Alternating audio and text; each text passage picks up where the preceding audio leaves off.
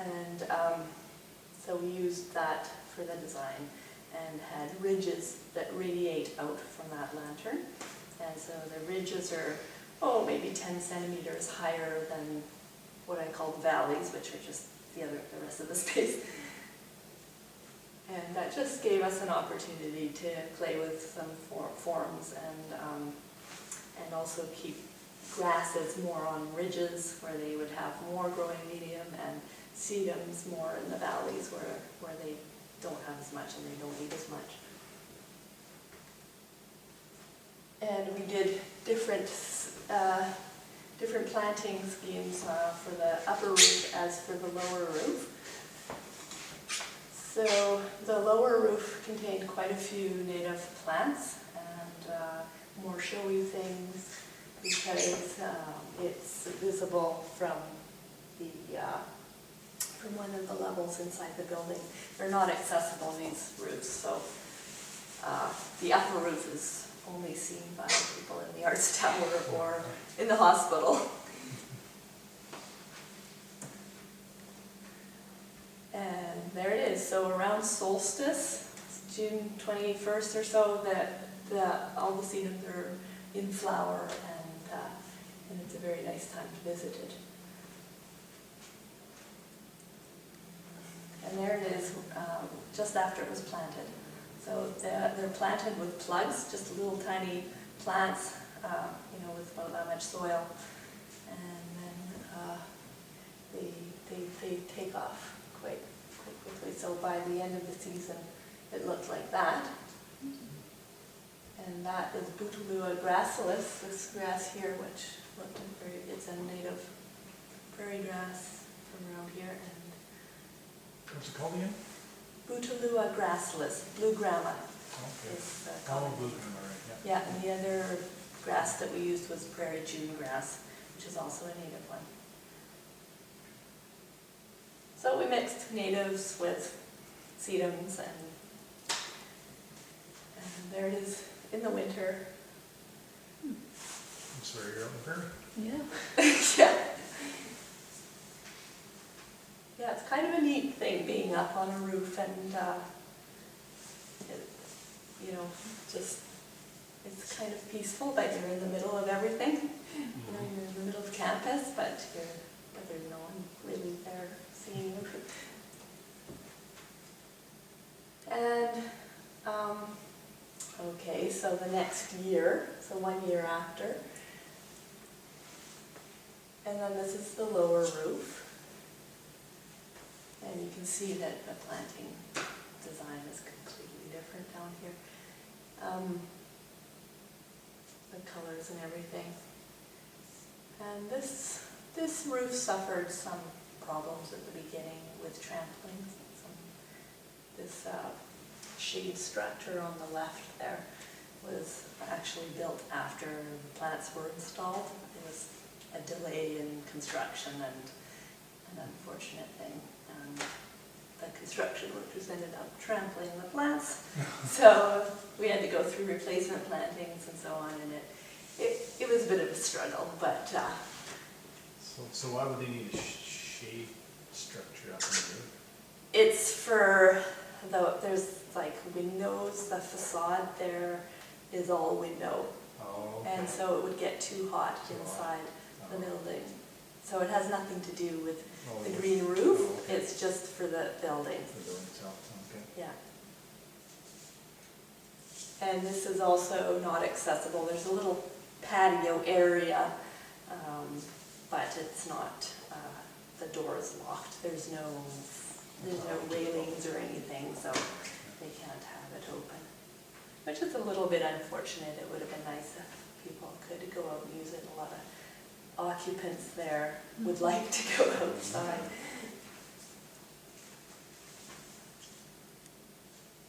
This is campanula, the native campanula, and also an allium cernuum, a nodding onion.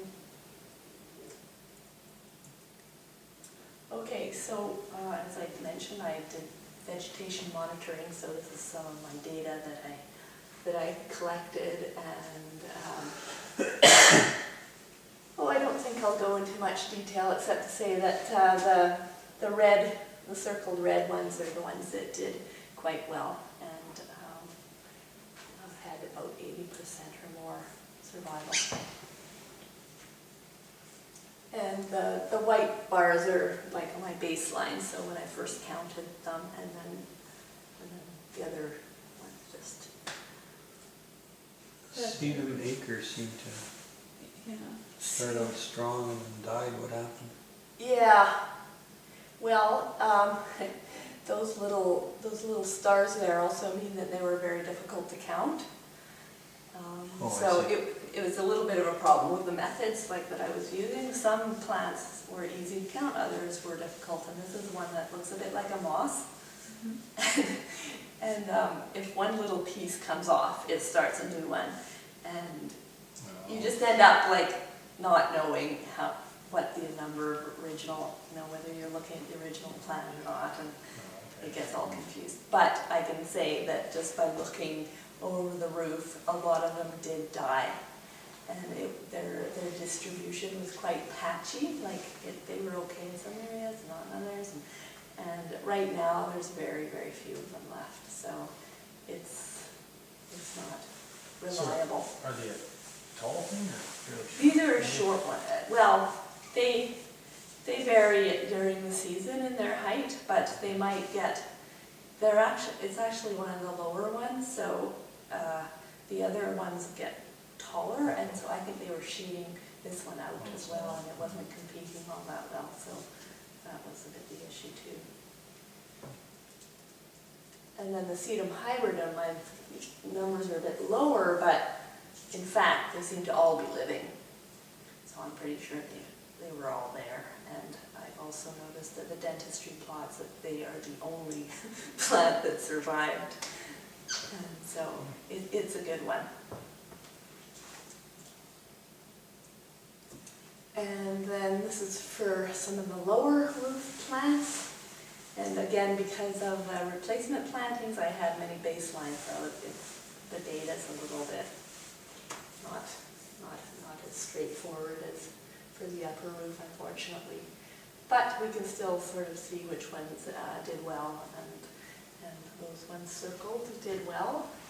I'll show you more for each plant that did well, what they look like and so on. And a few more. These are 2 native plants. So this is the rosy pussy toes. You've probably seen it out in the prairie. And a very low one. And yeah, it did quite well. So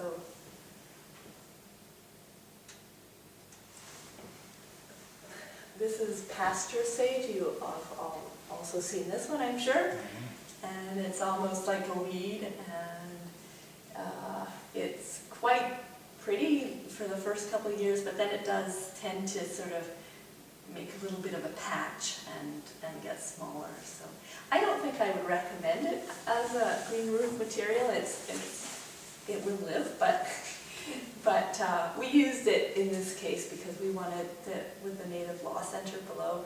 I thought it would be nice to use some native plants, and then there's actually a woman there who collects it, and they can use it for smudging.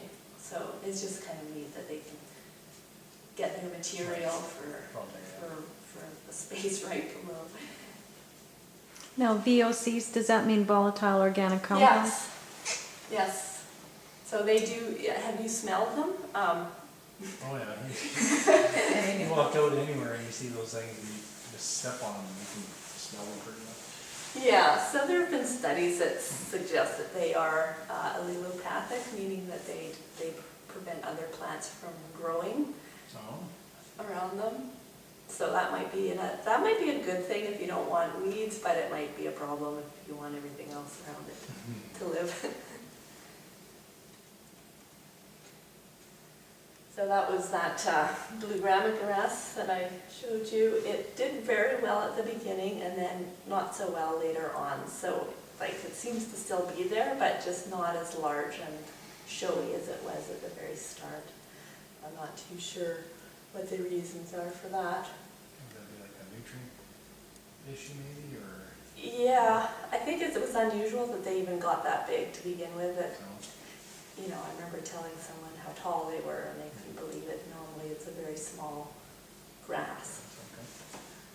That's okay. And the prairie June grass this was a very good one, but it seeds, so you can expect to see little seedlings popping up around it. And the one, the blue grama is a warm season grass, this one's a cool season grass, so they are green more at sort of different times, which is kind of a good thing, because when one is looking dead, then the other one comes up.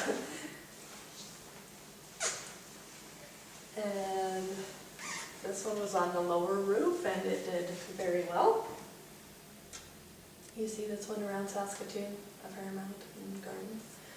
And that was the hybrid and the one that I said did very well. It's not the showiest plant in the world, but it spreads quickly and it can tolerate a little bit of shade. It's evergreen even. Yeah, it seems to, yeah, my mother planted a whole bunch of. Yeah, you've seen it. Back alley, and it just doesn't matter where it is, it seems to grow. It makes a good ground cover and it prevents the weeds from coming in, so you know that's a good thing. See them, well, this one's a little bit taller, and